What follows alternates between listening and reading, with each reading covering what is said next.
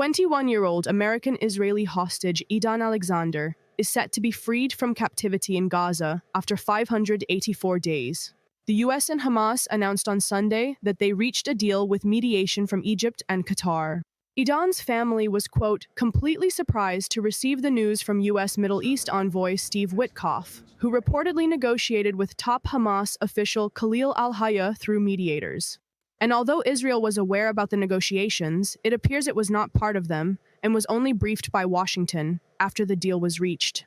The Israeli Prime Minister's office stated Israel has not committed to a ceasefire of any kind or the release of terrorists, but only to a safe corridor that will allow for the release of Edan. It also claimed his release was thanks to the military pressure of the IDF. Edan will be released without a ceremony in an unconditional gesture of goodwill from Hamas to US President Donald Trump ahead of his visit to the Middle East.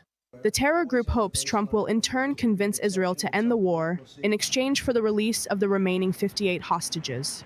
Trump said on social media he is hopeful Edan Alexander's release is the first of those final steps necessary to end this brutal conflict.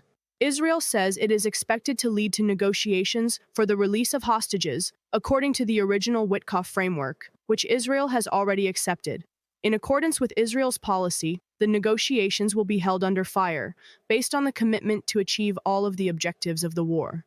In its statement, Hamas affirmed its readiness to immediately begin intensive negotiations and exert serious efforts to reach a final agreement to end the war, exchange prisoners by mutual consent, and administer the Gaza Strip to an independent professional body. With Edan Alexander's release, this development may bring Israel and Hamas closer to ending the war and securing the release of all remaining hostages after 584 days.